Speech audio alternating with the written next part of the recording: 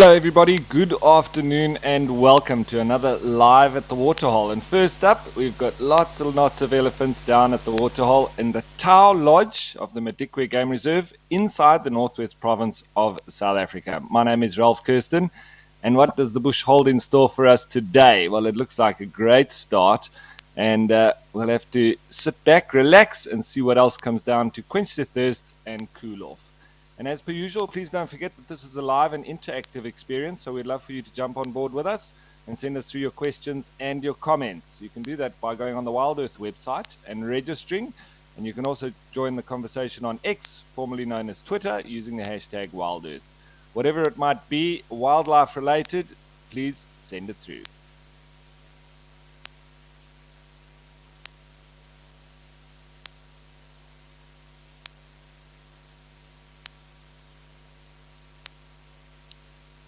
Seems like there's all ages here mixed in amongst these ellies. A couple of little young ones, a couple of teenagers, there's some adults.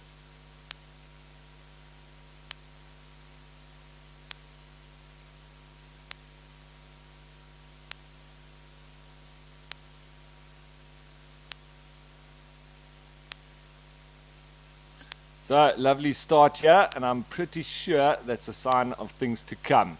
I think it's time with change, and let's head to Kenya and Old Donyo.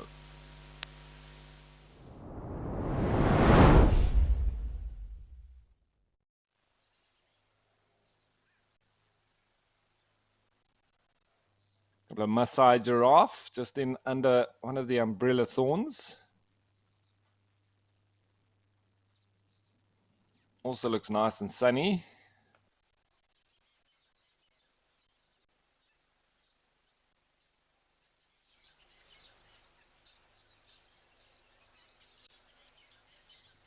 Yeah, lots of birds chirping. I think there's quite a few of the weavers about. It does sound like that. Some of the little finches as well.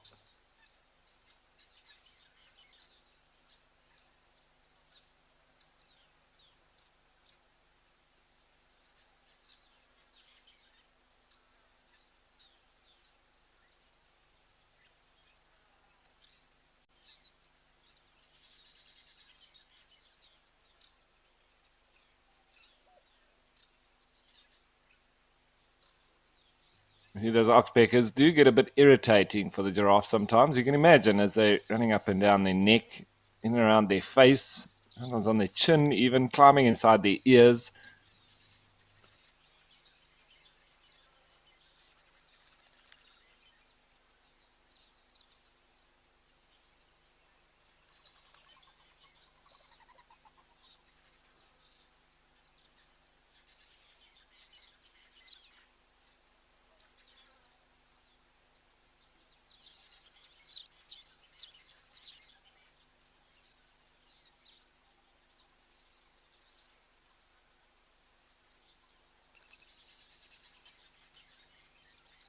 See, they're just standing ruminating, and if you look closely, you'll even see the cud balls going down the throat and then being regurgitated, coming back up the neck and into the mouth.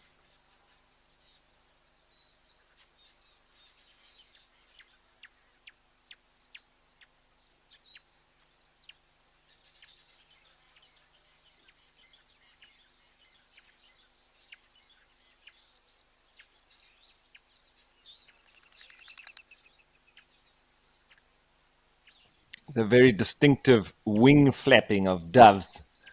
You can always tell just by the sound of it.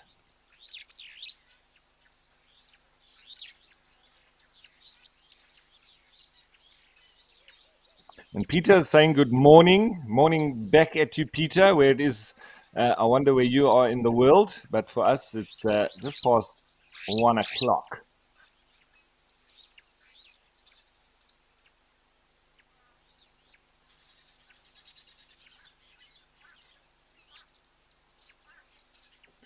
Okay, so nice to see these Maasai giraffe up in Kenya, but let's head back down into South Africa, this time to the Greater Kruger Park and King's Camp.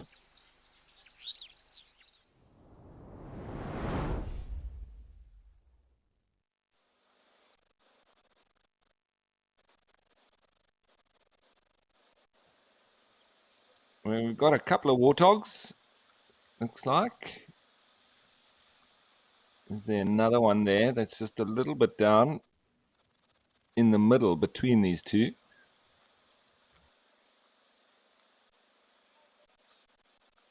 We had some lovely sightings here with the elephants, up close and personal. Lovely spot.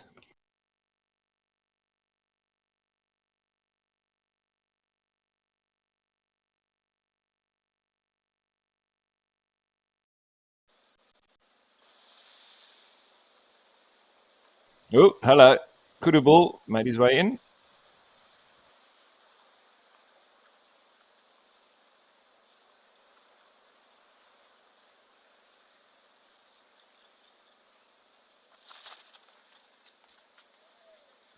That Kudu was a little bit nervous. Wonder what he's worried about.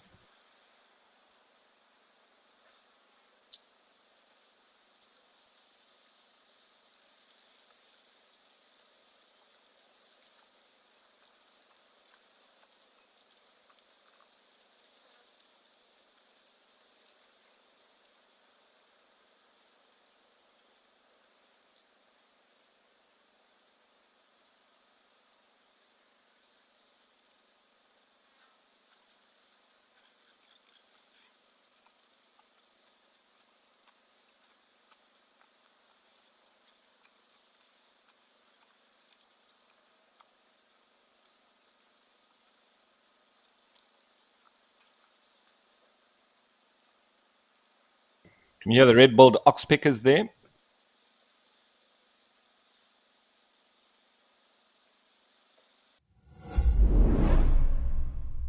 If you are a driven nature enthusiast with a background in communications, then this message is for you. WildEarth is calling for volunteers to moderate our web and social media chat platforms during our live broadcast. Do you keep up with the latest trends on social media? Do you have quick fingers and a sharp eye? Then we're looking for you.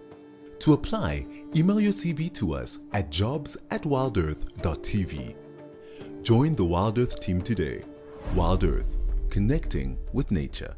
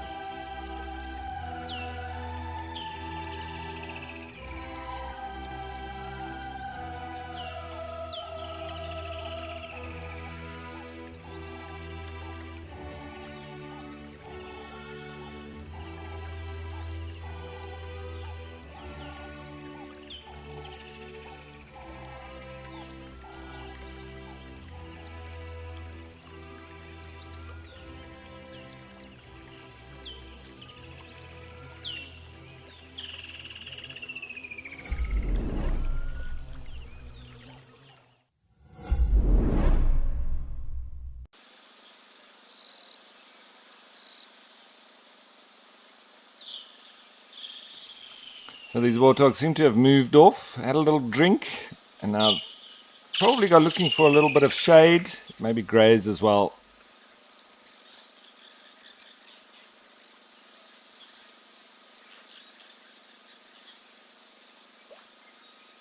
So a couple of little clouds in the sky, but I don't think it's going to be enough for any kind of rain anytime soon.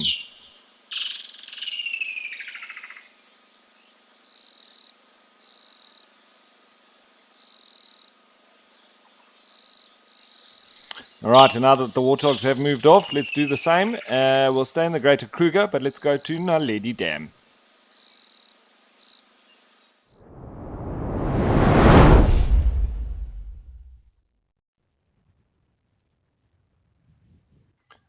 Where, as per usual, lots of ellies around this time of the day, and it's nice and hot. And they do prefer going drinking during those times, wallowing, cooling off.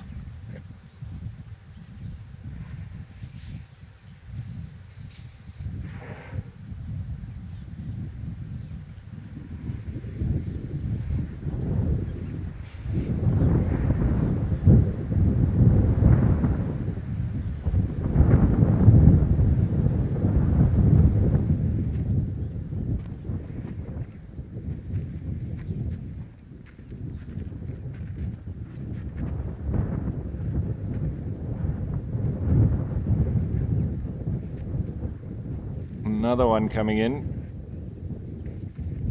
Could it be two young bulls?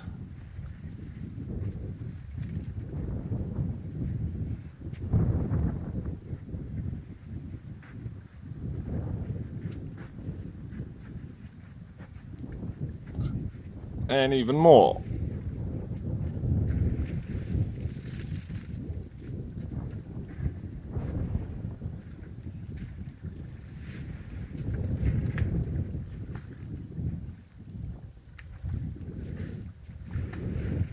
I think the ellies will like it here in particular because of this this little pond here is where they fill it, and then they'll let it overflow obviously into the pan behind, but lovely fresh water where they're drinking now, and I think it's pretty consistent as well, so they really enjoy it.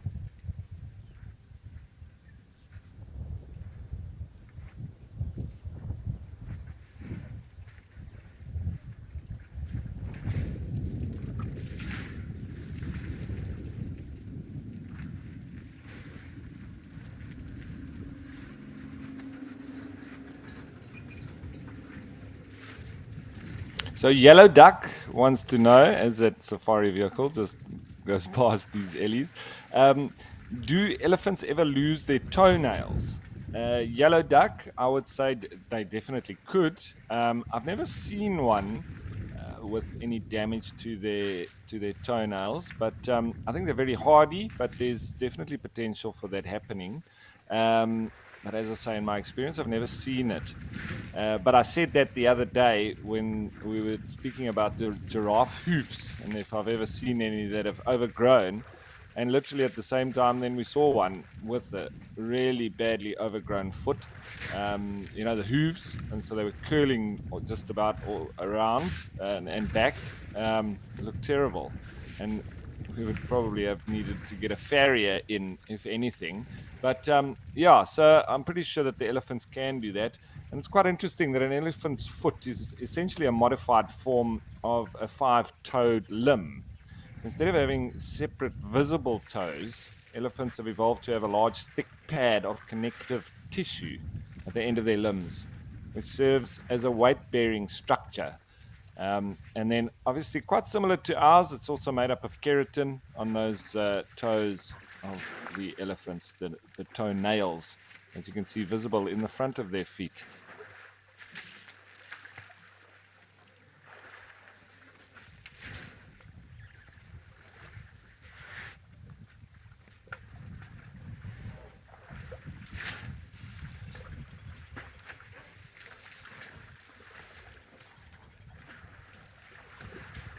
So when we speak of that supportive tissue that is there, the toenails actually help to protect what is a pocket of fatty tissue within the foot, and then acts as that cushion support, helping to be able to carry the elephant's weight.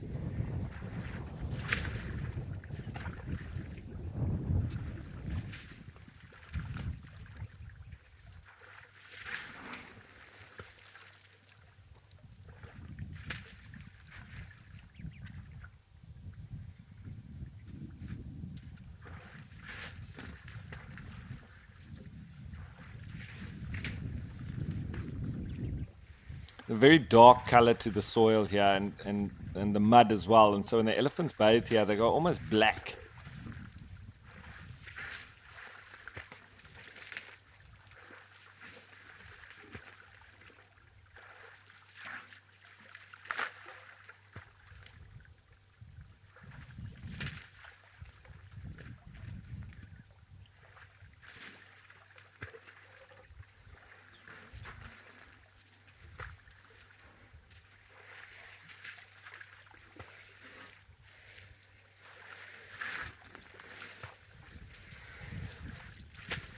There we go. Just have a bit of a bum scratch there on the side of the little pond.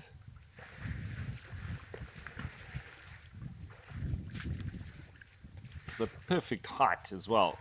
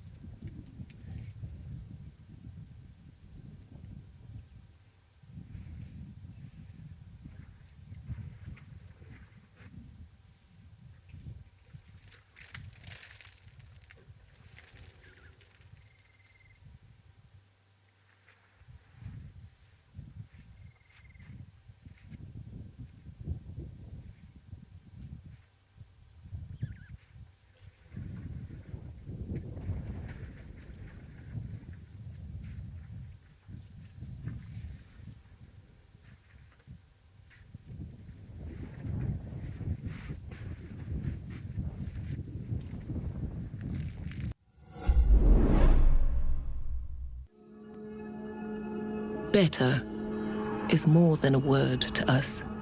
It's a commitment to conserve our nation's precious landscapes, oceans, and wildlife. It's more sustainable fishing and farming practices, jobs and prosperity for our communities, and access to clean drinking water for all. Better is believing that together we can make a difference. For nature and for you.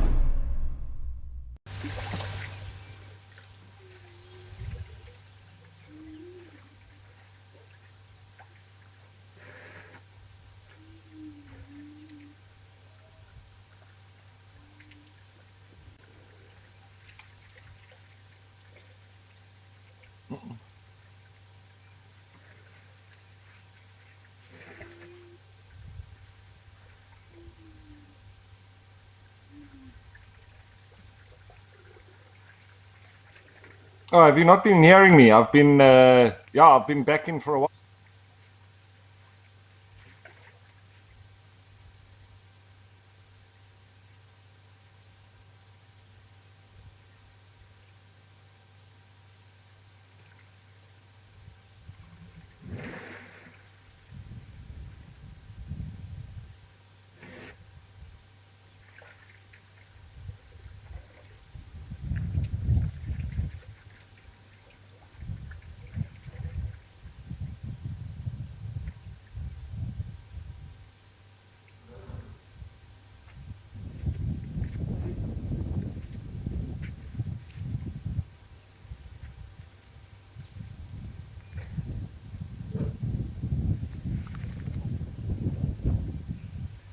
So hang on, did you not hear anything that I said?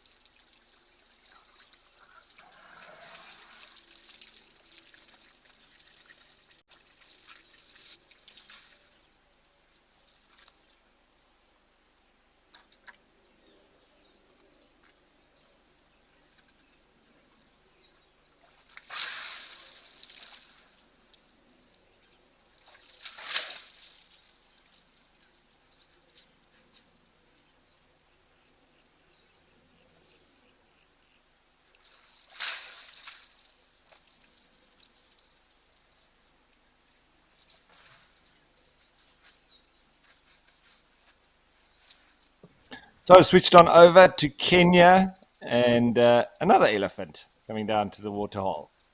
Lots of clouds here, as per usual. We haven't seen too much rain, but there's always rain clouds around. So much that we don't generally get a good view of Kilimanjaro there in the background. I had one good day where we could just see the snow-capped peak between the clouds. So it wasn't a perfect view, but we got a view nonetheless.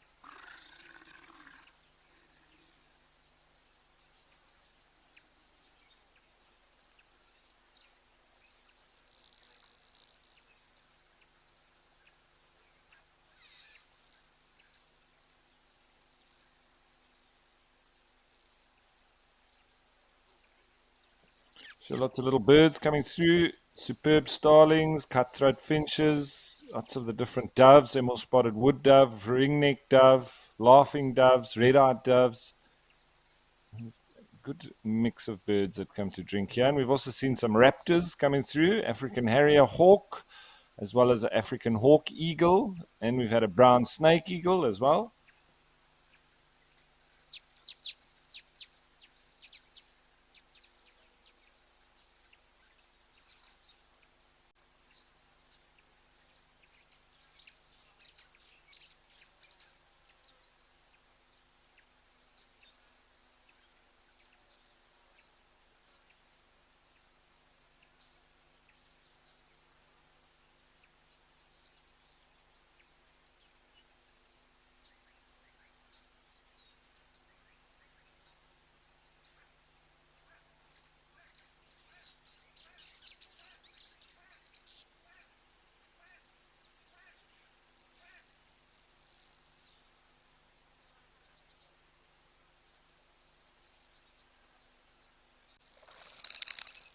There we go. I think that was, could have even been an Namakwa dove. It was in with the ring-necked doves. That looks like a spider-hunting wasp. There's a yellow butterfly of sorts.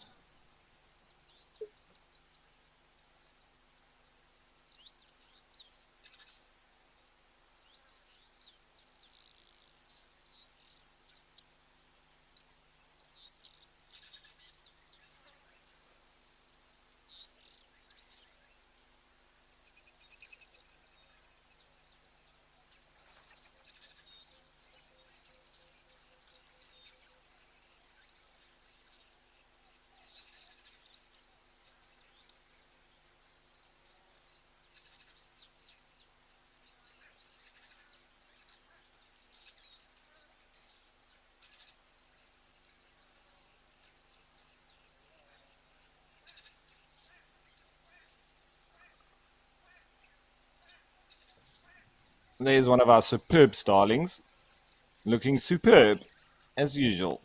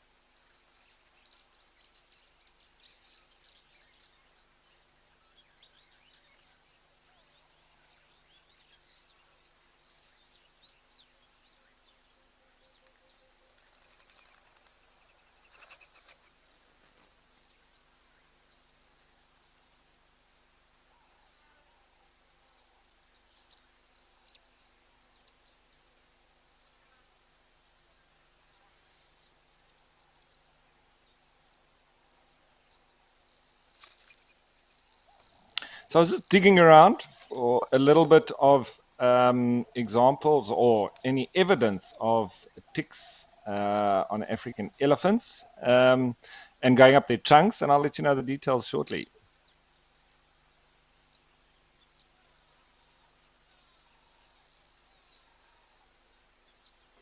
But before I do that, I think let's head on over to the Greater Kruger Park once more, but this time to Cat Eye.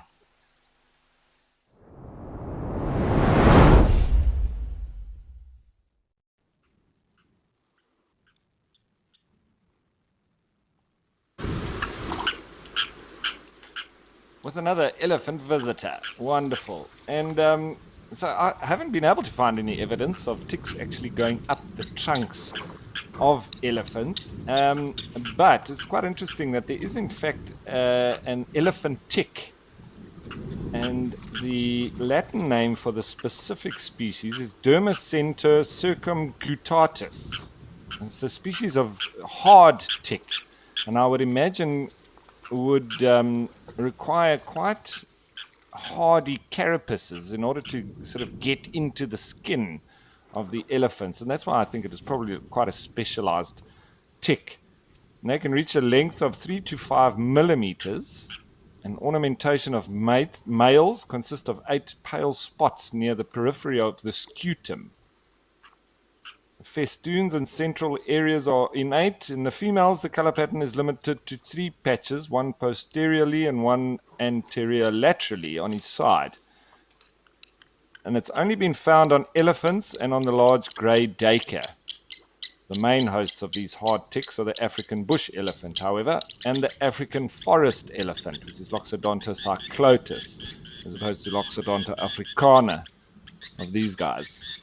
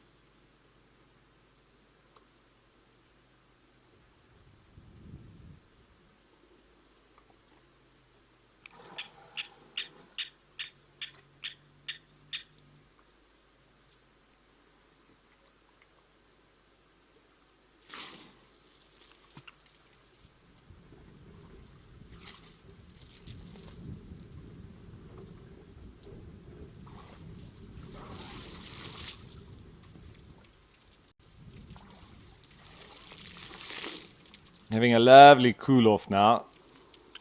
Bring that water in behind the ears and on top of the head.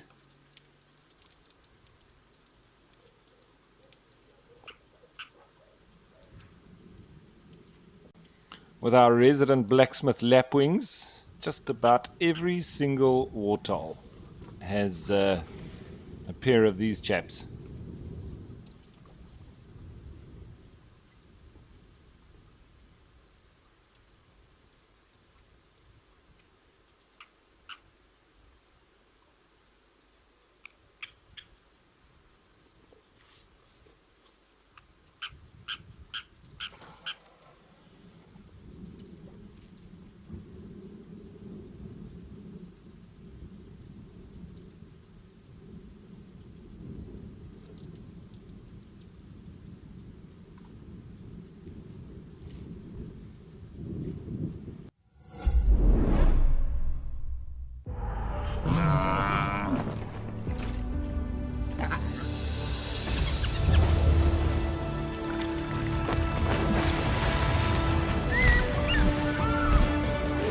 Experience captivating wildlife documentaries showcasing incredible animal behavior for free by visiting lionmountain.tv or downloading the app, accessible on both Apple and Android platforms.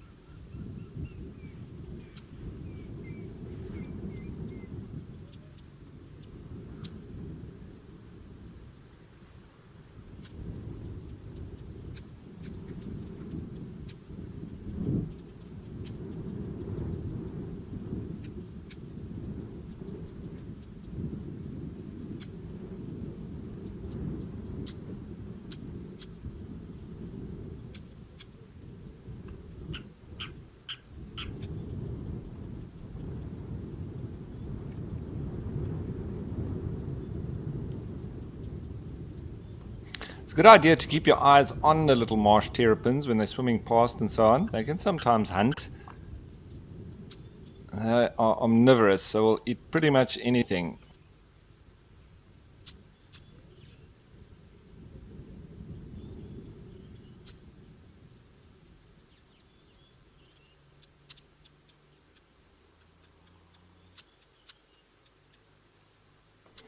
So I was just trying to see what other information I could find about ticks and elephants, but I just came across what diseases infects elephants do get. And there's a host of illnesses that are specific to elephants, such as trunk paralysis and elephant pox. They're susceptible to some diseases spread by mosquitoes and to some infections that affect humans, such as intestinal colic, nettle rash, pneumonia, constipation, and even the common cold. I've been sneezed on by a few elephants, and I'm pretty sure they had colds when they did so.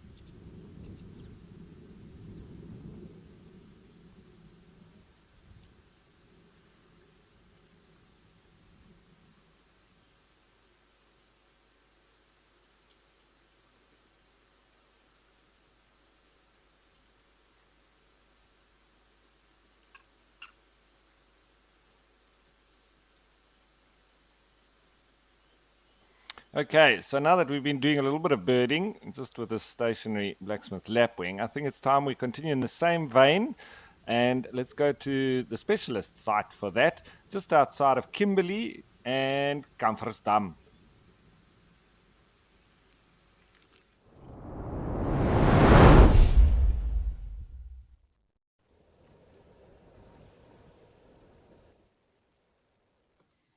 Lots of flamingos. What a sight that is. It's a little bit windy. You can see a little bit of shaking on the camera. I think it's howling there.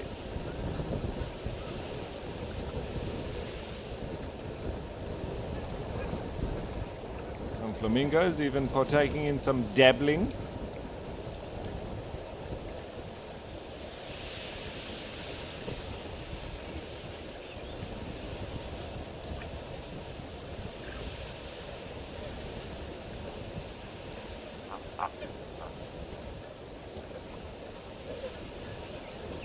Now that's an interesting take.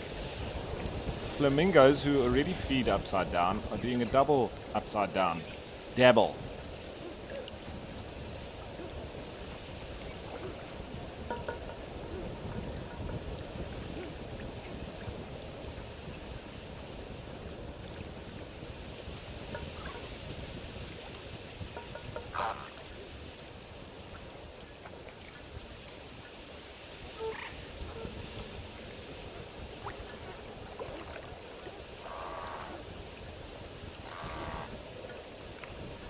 So Astro Jaguar asking if I'll be joining the drives in Juma anytime soon.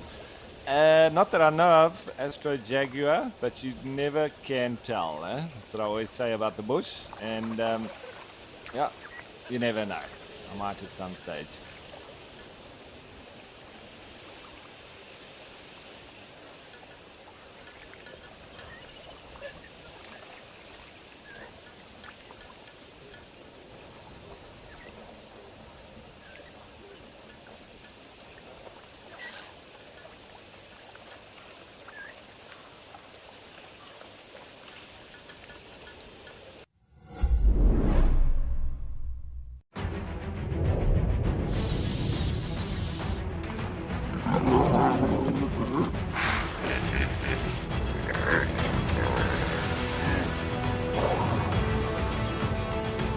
Experience captivating wildlife documentaries showcasing incredible animal behavior for free by visiting lionmountain.tv or downloading the app, accessible on both Apple and Android platforms.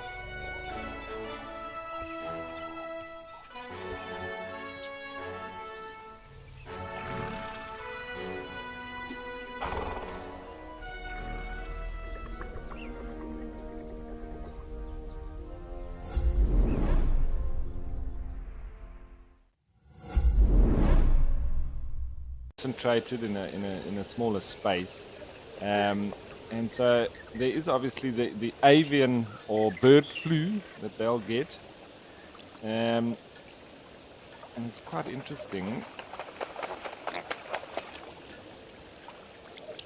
that generally the wild, birds don't get sick much at all. But they also say pododermatitis. I think it's a skin disorder.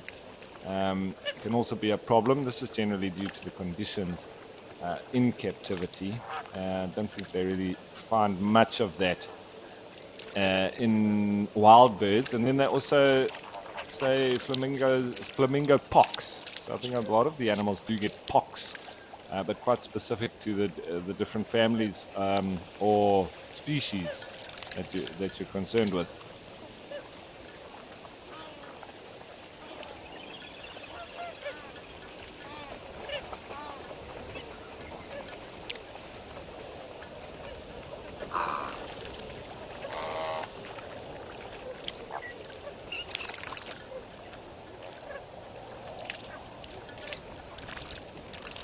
So with that, also along the same bird flu vein, most of the infectious diseases reported in flamingos include various viral, bacterial, and fungal pathogens, such as the aspergillosis and pox virus, as we said previously.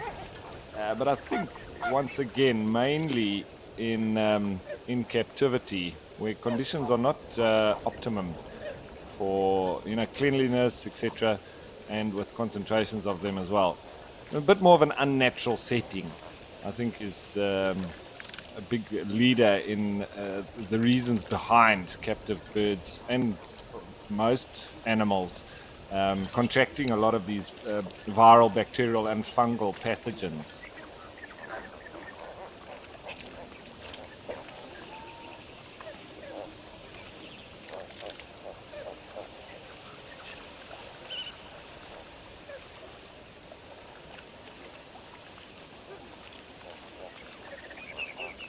So Tara was asking, can the flamingos submerge themselves fully into the water?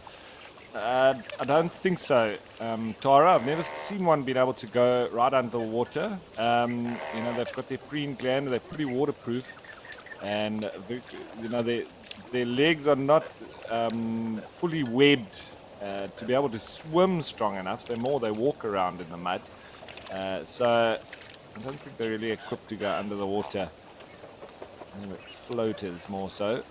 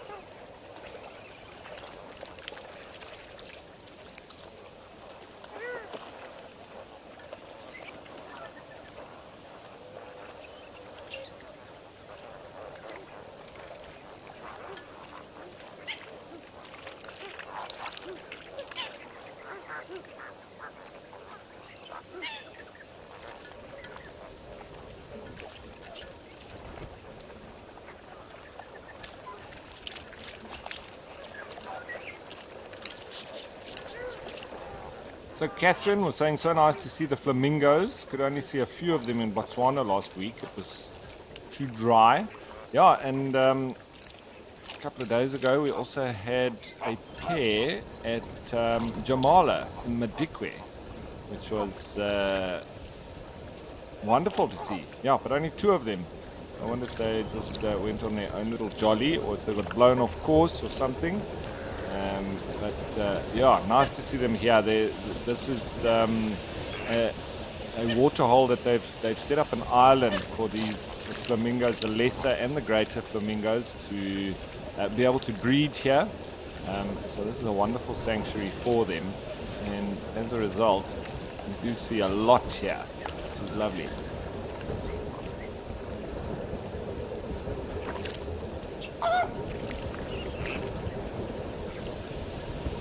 All right, time to change. I think it's lovely to see the flamingos and all the rest of the birds. But time to change of place. Let's go to a different spot this time, and Kwa Maratani.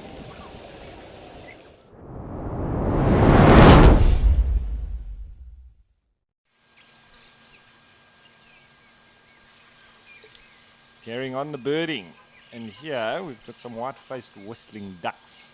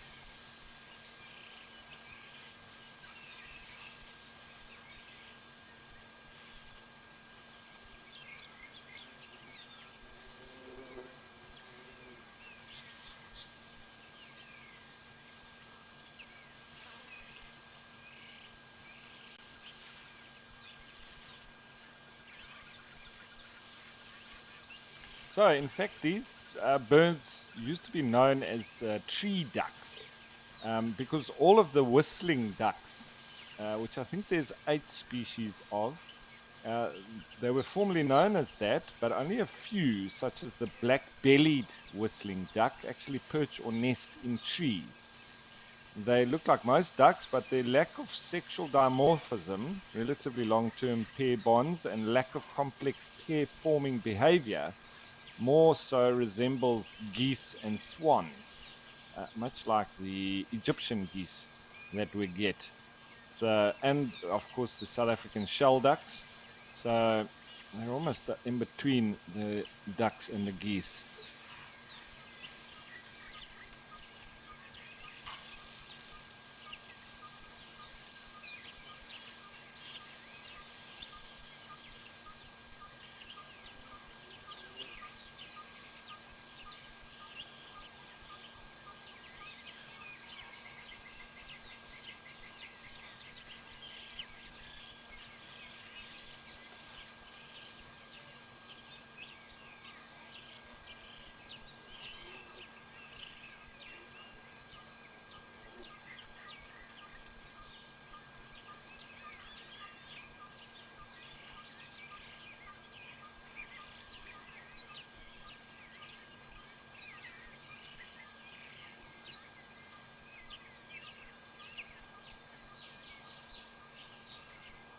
Most of them just catching a little bit of a snooze.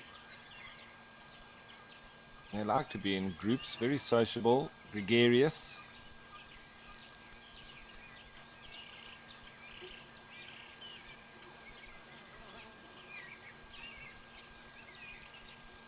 And we seem to always have good birding here in the Pilanesberg National Park at Kwamaratani.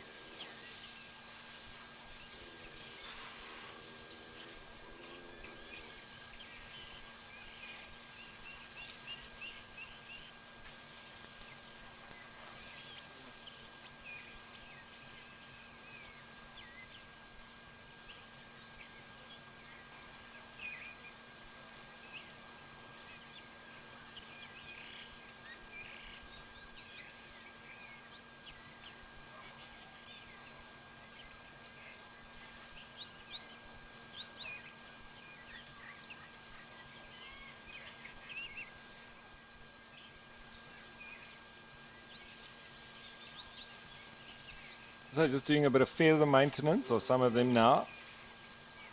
A bit of preening at the same time.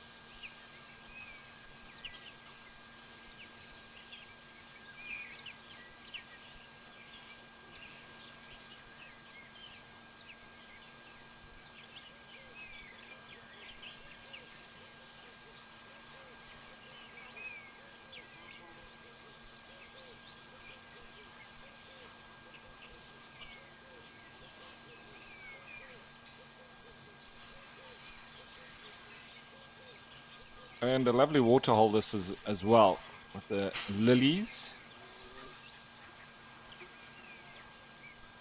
water lilies, top of the water. Oh, hello, Mr. Hippo, it looks like.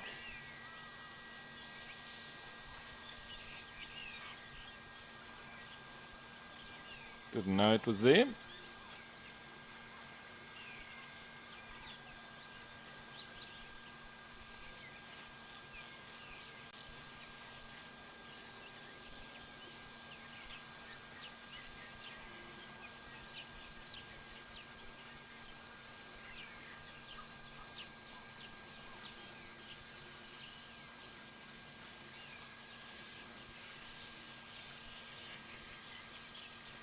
Have a scoot around and see what else is about. Nice to see that there's lots of greenery around. We haven't been here for some time, but a few months ago they had a real ravaging fire go through Pilanesberg Game Reserve. Nice to see there's lots of greenery once more though. Weaver's nest, probably a southern masked weaver.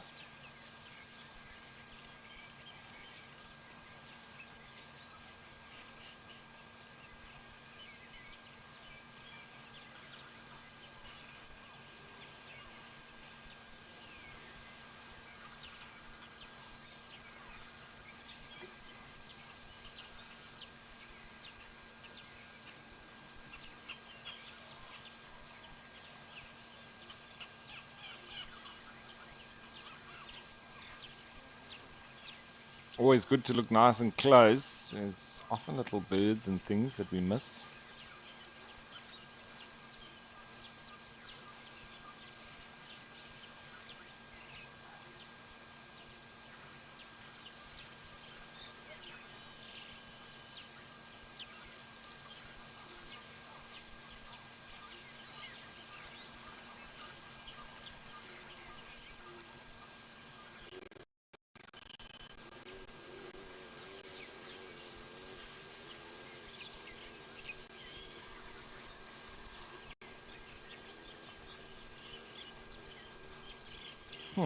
Seems to be rather quiet.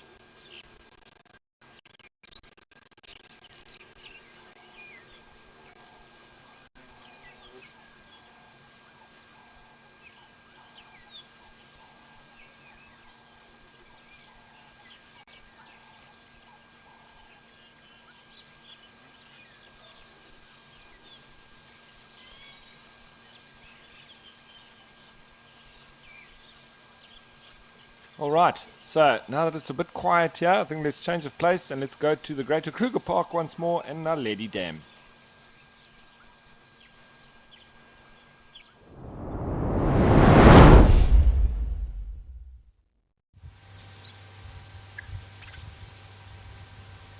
There's some very pretty helmeted guinea fowl. Come for a drink. Now they're just chilling out in the shade of this little pond.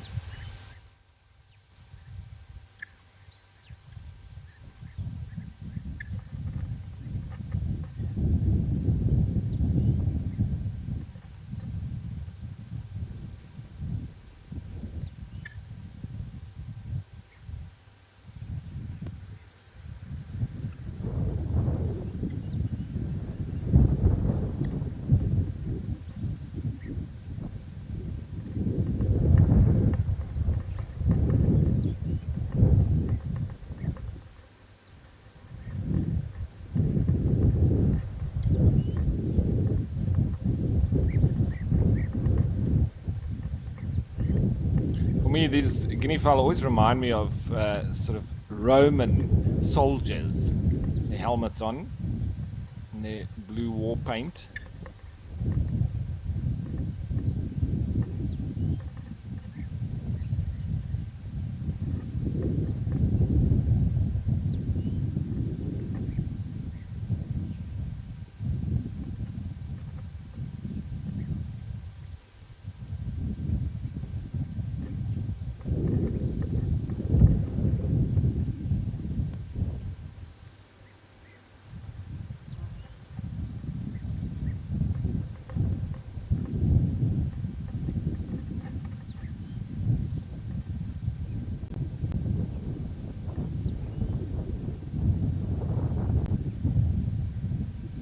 Yeah, they're all gular flapping as well.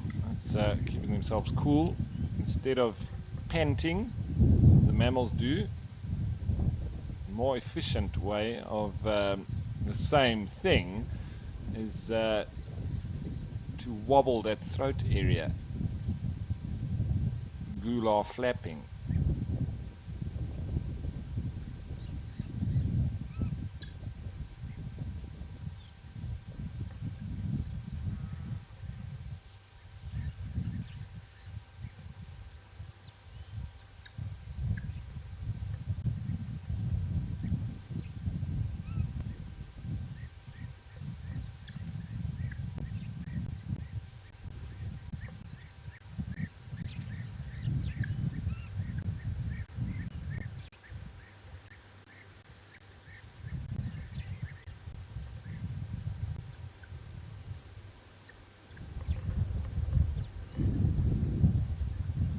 So, in fact, digging deeper into gular flapping, it's not all of the species that actually partake in this, and a lot of birds do pant when they're subjected to heat stress, but some species supplement evaporation from the respiratory tract by fluttering the gular area. So obviously guinea fowl being one of them. A lot of the seabirds I've seen are another, from cormorants, all the different kinds of cormorants. I've often seen them on the beach or on the rocks, fluttering the gular area, keeping cool. But they say the cormorants, pelicans, boobies, and hingas, frigate birds, herons, owls, doves, roadrunners, collies, and many gallinaceous species that all do this as well.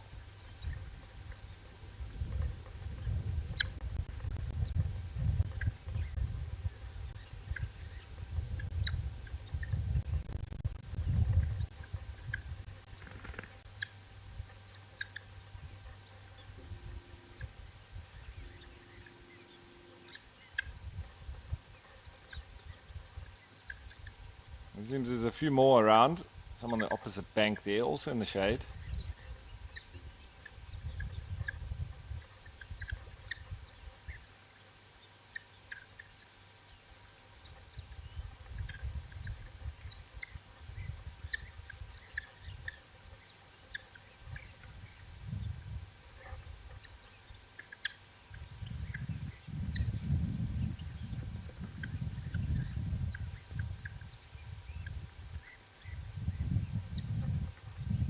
So to be precise, gular fluttering, as it's more formally known, is a combination of rapid open mouth breathing and quick vibration of the moist throat membranes that causes evaporation.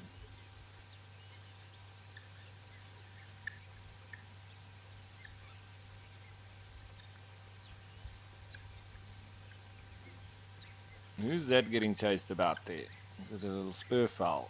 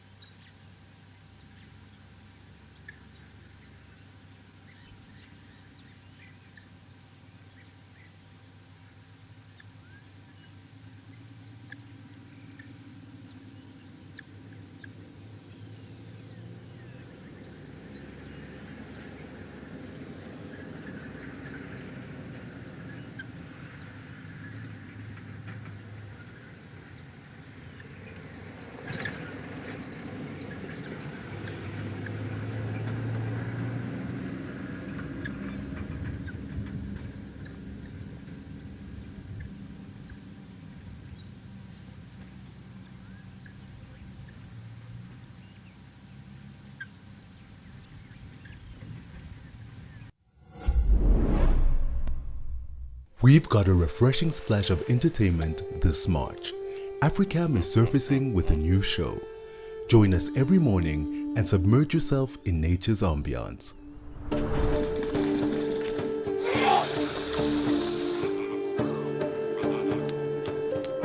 Watch it live and transport yourself to the finest watering holes across Africa. WildEarth, connecting with nature.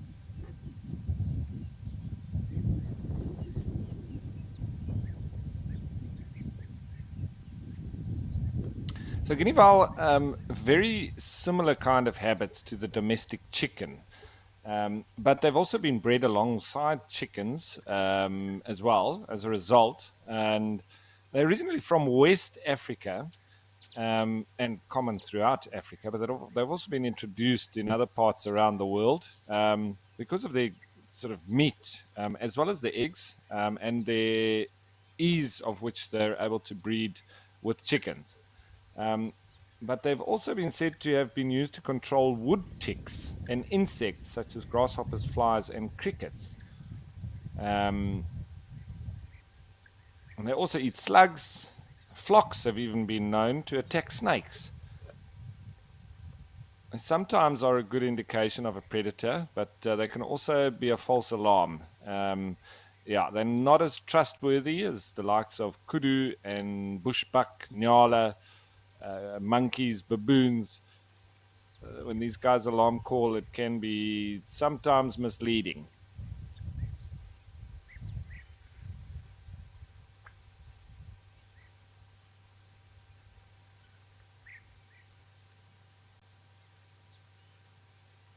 So, and Richard was asking how high can guinea fowl fly? They're not the best of flyers, but they're not the worst of flyers either. They're quite a heavy bird, and as a result, they generally don't like flying high because you've got predators such as black sparrowhawks who love eating guinea fowl.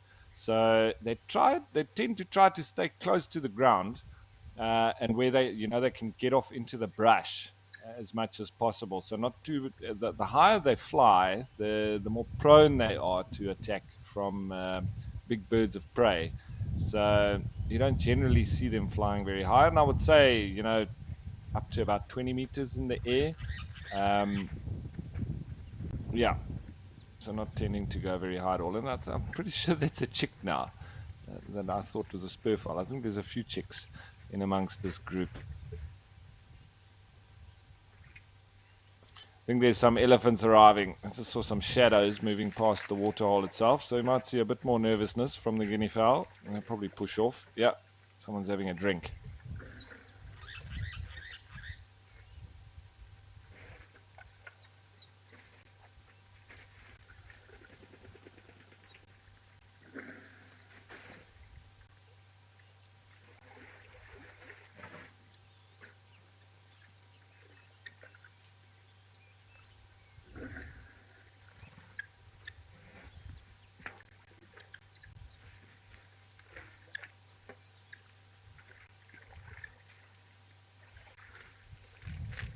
The shadow of an elephant there. That's all you can see. Oh, now here come the splashes. I think they're chasing the birds off. Out the way. Oh, has there even been some thrown on the camera now, I think? Oh, well. No, it's moving. It's a spider. I thought it was some mud that landed there and I think it might be a jumping spider as well. It jumped onto the lens. Now it's moving up.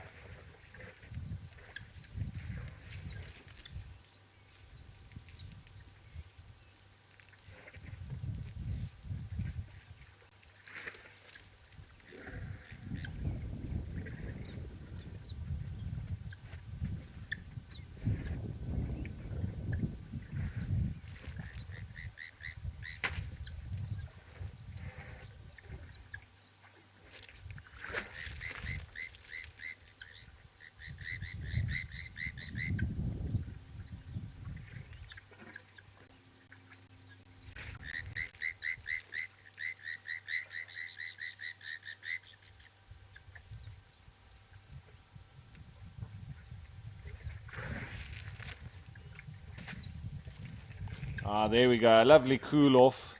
The elephants love this waterhole.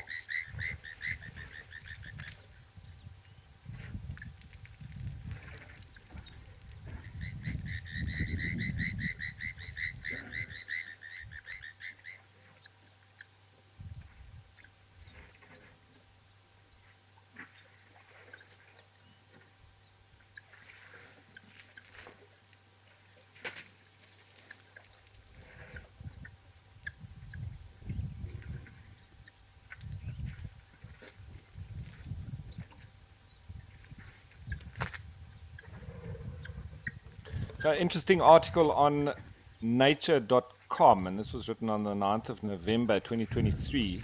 They speak of the bacteria link to mysterious mass elephant deaths. And the natural curiosity of elephants about their dead could increase the risk of exposure. Now, blood poisoning caused by bacteria was possibly behind a spate of mysterious elephant deaths in Zimbabwe in 2020. The African forest and savanna elephants are both listed as endangered species, with the forest elephant numbers falling by 86% in the past 30 years, and their savanna cousins seeing a 60% decrease over 50 years. Concern was raised in 2020 when 35 elephants died in a 1,000 kilometer squared area of northwestern Zimbabwe and 356 others in nearby Botswana, with no sign of poaching activity or poisoning. And in response to the cluster of deaths, scientists from the Victoria Falls Wildlife Trust, the Animal and Plant Health Agency UK, and the University of Surrey began to investigate the cause. And the team studied samples from 15 elephants from the Zimbabwe deaths, as well as the surrounding environment from the sites they were found.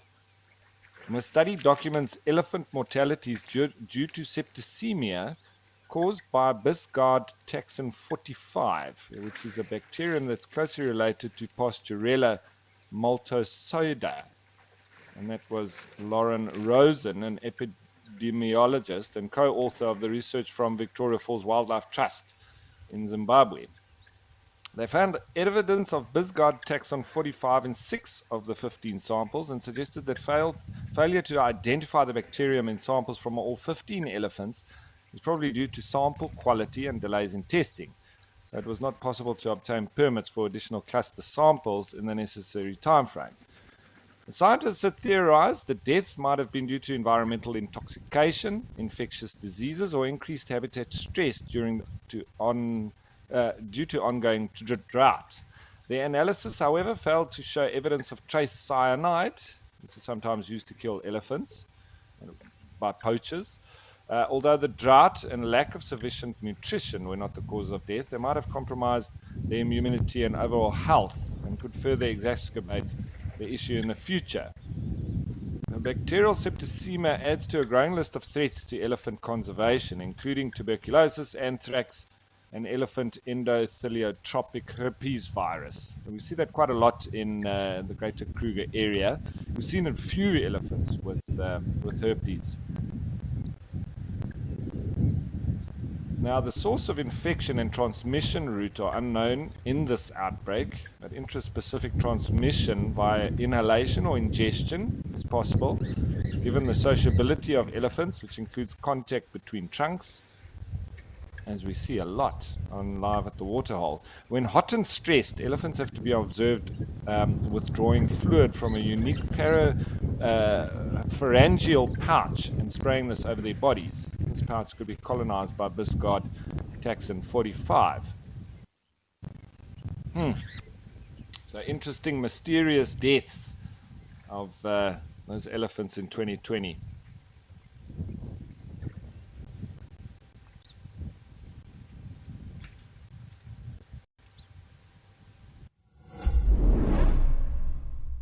Our march to freedom is irreversible. We raise our hands and we say, we will be free! Great mass of South Africans denied their humanity.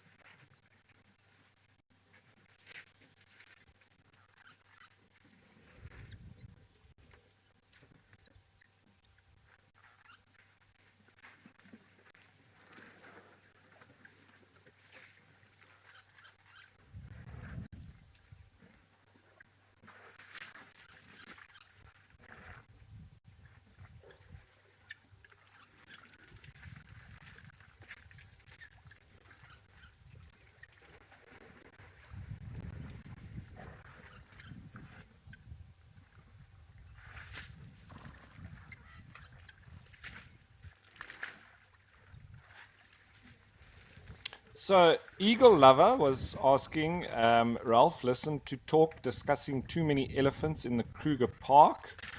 Um, and I'm not sure on this abbreviation, IFAW, against culling. Yeah, so anyway, I'm just going into that because I know that they've just come out of the last management plan or management cycle in 2022. So I'm not actually up to speed with regards to their new one because Sandparks was managing the Kruger elephant population by restoring or mimicking the spatial and temporal aspects of the ecosystem that impact on elephant spatial use. So, in other words, let natural processes determine elephant populations and movement. And that plan contrasts with the previous elephant management strategy, which focused on attempting to limit elephant numbers through culling. So, there are major factors that impact on elephant populations and on where elephants currently choose to roam, and obviously, primarily in search of water and food. Some of these factors have historically been introduced by man, examples being fences and artificial water points. Some of these man induced contributing factors can be removed or altered significantly over time, and others are here to stay. So, removing some of these factors generates its own set of consequences for elephants and beyond elephants as well. For example, if you remove certain water points, will in time suppress elephant population growth and encourage more natural or seasonal use of that area by elephants. But it will probably also change tourist behavior and possibly make Kruger camps and privately run lodges in the area less commercially viable. The tourists bring in the cash for the elephant conservation, and in other words, circles within circles.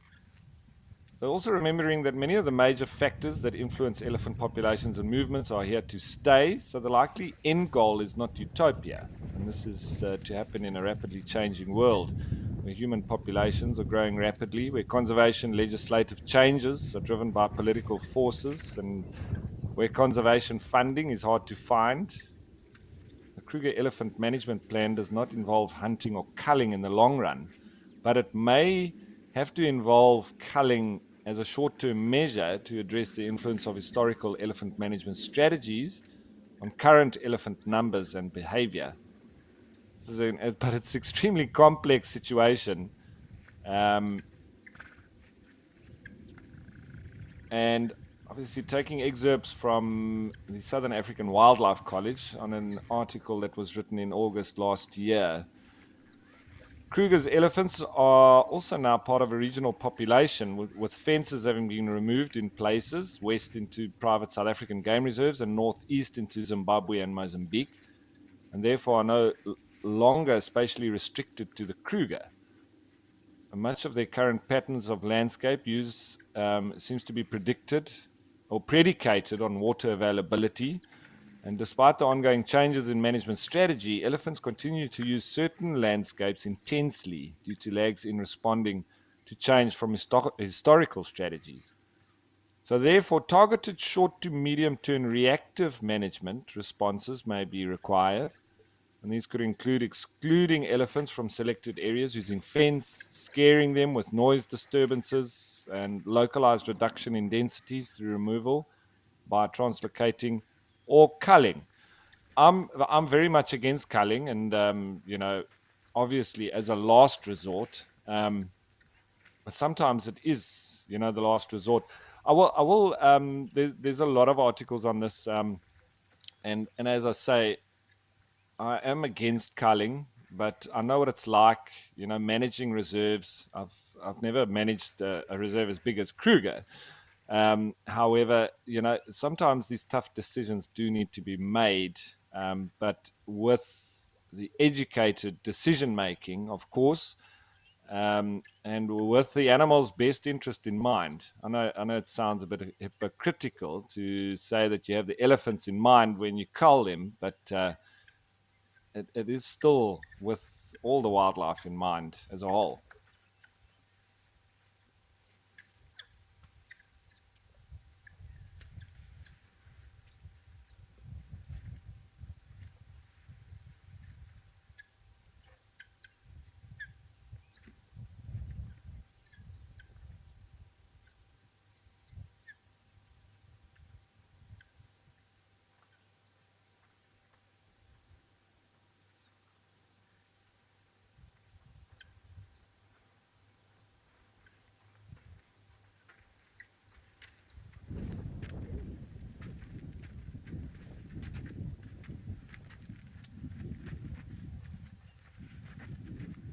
See, and as always, I try to get a real balanced view and get, both sides for pro or against in any kind of situation, and then, sort of come up to your own conclusions. And I found a lovely article from Daily Maverick. This was written in October 2022. Speaking about the myth of too many elephants in Kruger Park and why culling is redundant.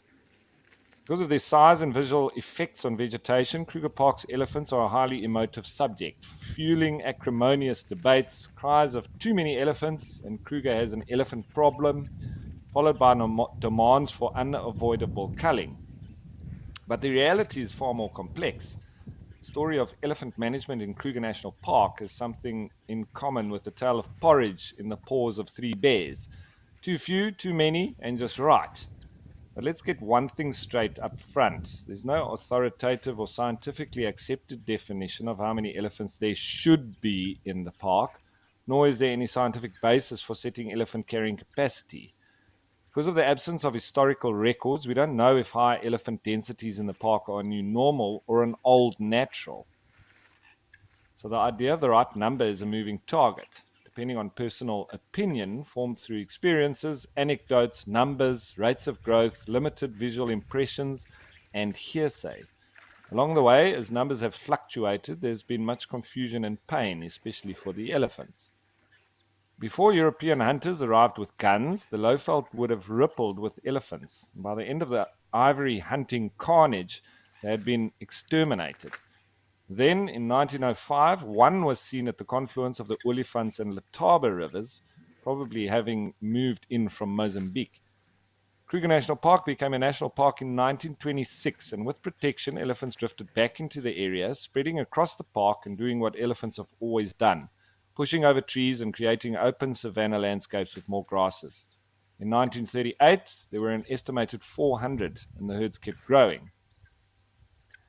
And then the culling thumbsuck. By 1960, park management, keen to preserve the park's pristine state, whatever that means, in an ever-changing biome, decided there were too many elephants and recommended culling. But how many was too many? The answer appears to have come from a former Kruger Park director, Dr. Solomon Hubert, who assessed, and it turns out it was a thumbsuck, that an optimum number was 1 elephant per square mile, which meant around 7,000 elephants max, roughly what the park had at the time. In 1967, as numbers grew, the culling began. By 1995, when it ended, 14,629 elephants had been killed. By then, a large abattoir had been built at Skukuza to process the mountains of meat. What stopped the slaughter was growing public disgust and a challenge. Dr. G.A. Robertson, then head of Sandparks, placed a moratorium on culling and challenged scientists to find a workable alternative. By then, there was a growing global backlash against culling, and rightly so.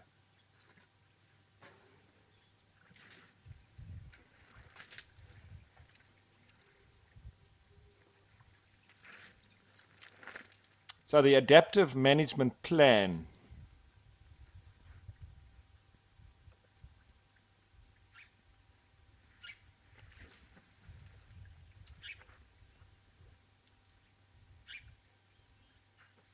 And I'll continue on that adaptive management plan that they came up with in a little while.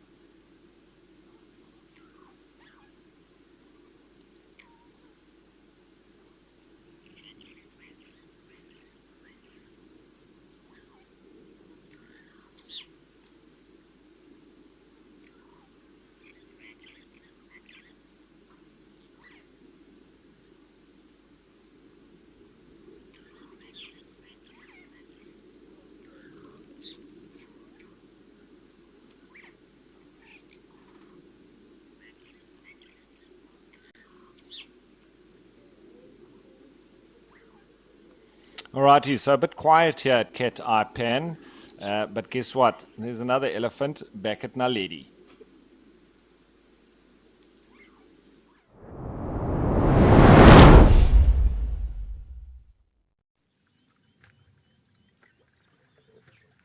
Cooling off in the pond. So that's not the drinking site. That is almost exclusively for cooling off. And the adaptive management plan that was then taken on by Kruger, well, what they produced was an adaptive management plan that would provide sufficient evidence to control elephants without shooting them. And it worked. And SANParks shifted from controlling to adaptation, noting the impact of elephants on their environment, how and where they move and use the landscape, the time they spend in those areas, the demographics of the specific elephants and what they're doing when they're there. And instead of managing numbers, policy changed to influencing how elephants used space, using fire, water, and fencing off large trees. It was flexible, anticipated surprises, and was prepared to reset objectives as people learnt. And the closure of artificial waterholes across the park has been key to this as a way of controlling heavy impact near water sources. Control where the water sources are, you control where the elephants are. So increasing distances between waterholes also decreases the survival rate of young and weak individuals, particularly during times of drought, which reduces population growth naturally. So being natural engineers, well, what was going on there? Something happening in the water. So it was recognized that elephants are also important natural engineers, integral to the African landscape. They open up thickets of invasive species, convert bush into grassland for grazers, create habitats for a variety of other species. But during droughts, they don't increase, they simply disperse. And it was found that their impact was unrelated to their distribution, but to the movement of bulls, soil types, and water. There have also been shrill complaints that in pushing over trees, elephants are destroying raptor nesting sites. SANParks research has shown, however, that there is no clear link to the loss of large trees and populations of martial eagles or lappet-faced, white-headed, and white-backed vultures. They're constant gardeners. Elephants are, in fact, the park's constant gardeners, essential as seed dispersal agents, able to transport seeds up to 65 kilometers from the parent tree. Acid in their digestive systems can also help with the seed germination of some plant species, while their dung provides a fertile environment for germination. By felling trees or pulling down branches, they also create browsing lawns of reduced height for other herbivores. And what about fears that a runaway elephant population would trash the park? The latest Kruger census of 2021 put the number of elephants at 27,998, so just under 30,000, a figure that in the 1960s would have given Dr. Hubert apoplexy. Yet Kruger scientists say they're not close to resource limitation level in the park and that the population is lower than the expected ecological benchmark. Since culling ended, overall elephant population has grown at just 4.1% a year and has not yet reached a point where environmental constraints curtail overall population growth. But what's behind the calls of too many elephants? This is always the question for me. What is the intent? Visitors to the park see less than 20% of the area from the tar and sand roads. These largely weave along waterholes and rivers where wildlife viewing is best, but where elephant impact is the highest. The roads can also increase encounter rates between elephants, trees, and tourists because elephant bulls tend to favor them. So a downed tree at a waterhole or along a road does not represent a flattened forest in the park. Science backs this up. The latest research found that there's been no decrease in heterogeneity, the variety of species, within the greater Kruger region, and trends are stable. There's more than 20,000 elephants in Kruger than when culling began in 1967. But they're not trashing the place. As a result, SANParks does not have a plan to cull elephants. This was obviously a while ago. I'm hoping plans haven't changed. There are many reasons why culling is off the table. There's no scientific justification. It would require extensive prior scientific evaluation and public participation. It's been discredited for scientific, ethical, and moral reasons, and it would cause a tourist backlash. Proposals to cull would attract immediate litigation, and according to a recent paper by Professor Rob Slowtoe at the University of KwaZulu-Natal, is most likely illegal. For all these reasons, Kruger has no culling plan, and nor is any such plan in preparation. In answer to questions about about whether Kruger has too many elephants ruining the park, the answer is simply no, it does not. The numbers today, to invoke the metaphor of the 3 bears, are just right. So that's a wonderful article written on the Daily Maverick, and I wholeheartedly agree with it. I think the scientists and the rangers and the people that are paid to do the jobs and the management of the Kruger Park need to do exactly that. A hands-on approach, especially when it comes to the elephant numbers, and any voices saying that there's too many elephants need to have a more educated opinion on that, because there's no scientific evidence to say so.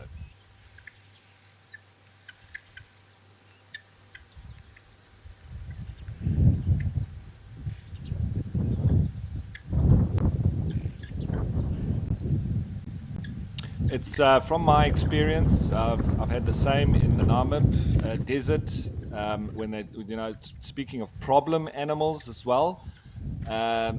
Always revert to the intent and why are those voices saying so. It's normally an evil intent and money related, and that can either be down to the food, the meat, or for the hunt and for the trophy.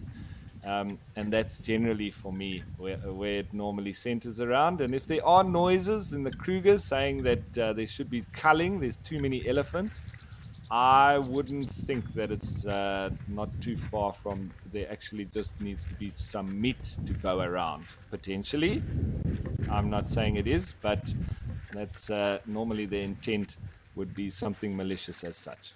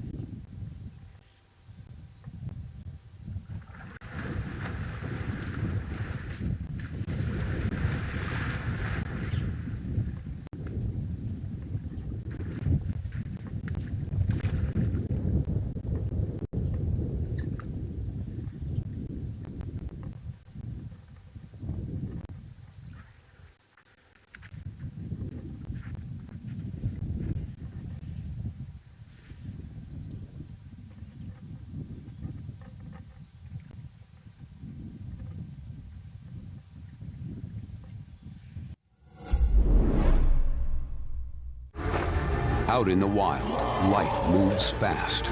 To capture the action, you've got to be in the right spot at the wrong time. Now, incredible animal behavior, selected from amazing amateur and professional footage, to reveal the secret lives of animals in motion. This is raw nature, caught in the act.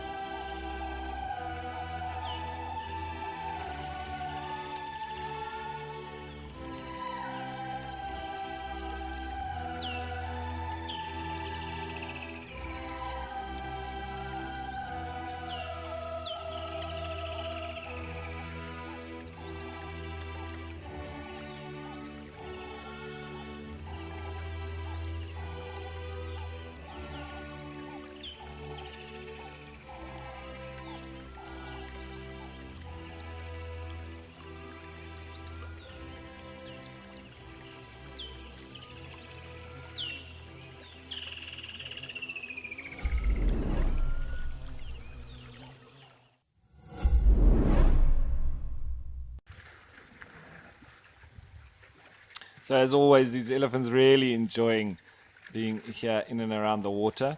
And as I was speaking of earlier, manipulating these different artificial water holes, you can manipulate where the movements of the elephants will go. And but it's difficult because the lodges obviously want to be bringing the animals in and around the area by the lodge. With the private interests like that, it's not always easy to be able to, make them shut down, for instance, so that the elephants disperse a bit, because it will have, an impact on the game viewing for their guests and for their reputation. So it's a tough one from the management, but not in this private side of the reserve of Kruger. On the public side, that they own, they can there sort of change as they wish, but it still has an economic input or adverse problem for them if they want to move the elephants away from the tourist areas. So yeah, lots at play, and not an easy decision to make.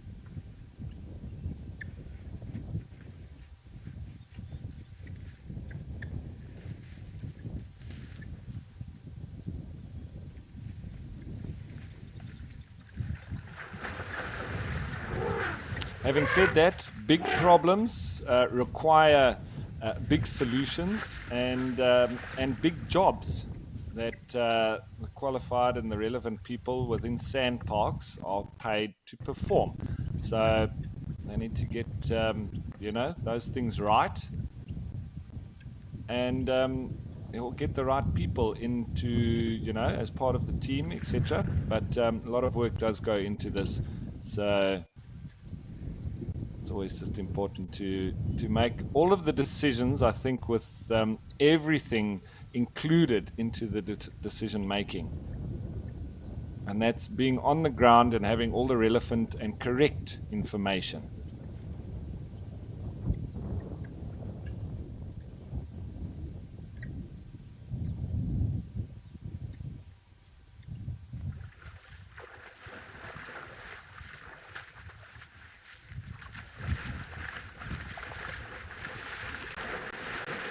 This youngster's still enjoying himself. And he's going to chase some guinea fowl now. That's also a game, especially for the young bulls.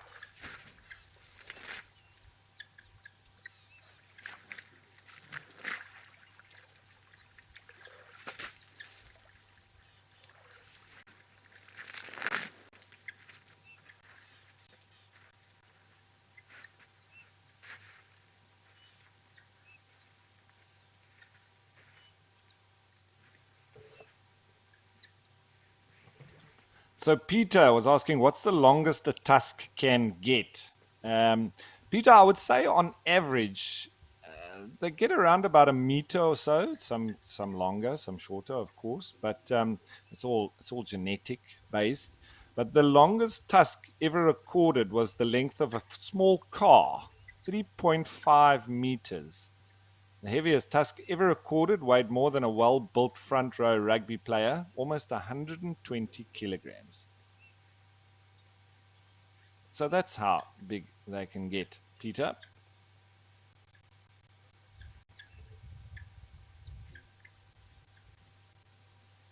And cheetahs and other animals saying this is so elephantastic. It has been, hasn't it? And thanks for joining us once again.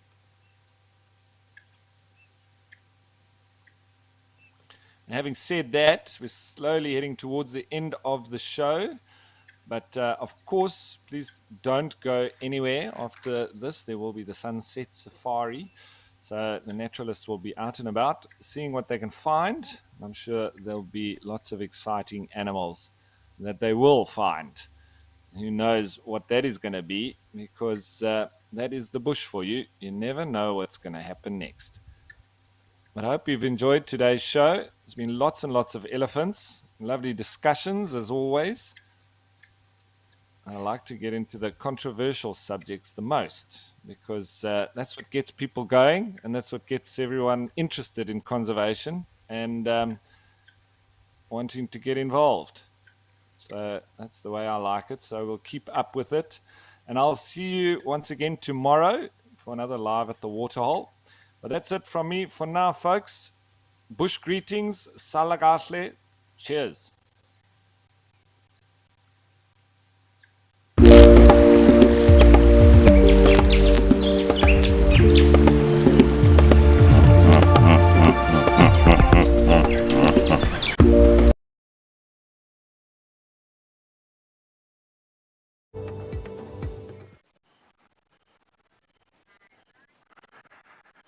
Good afternoon, everybody, and welcome to Juma Private Game Reserve with myself, Chad. Behind camera today we've got Panda, and welcome to On Safari.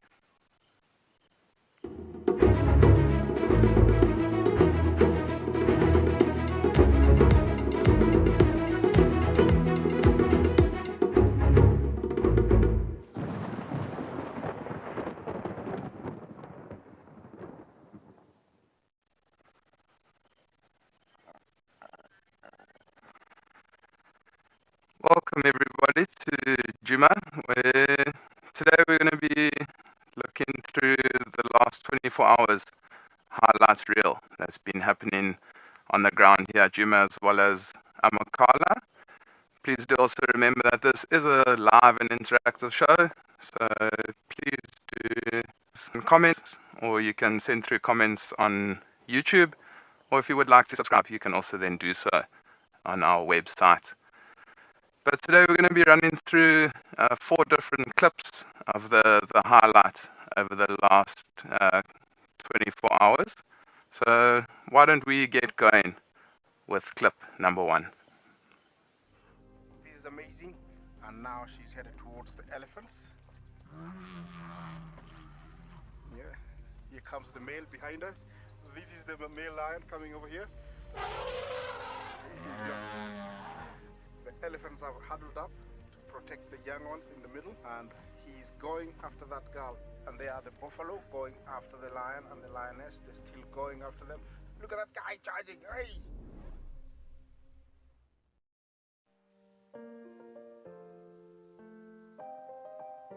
It seems like everyone is joining the party.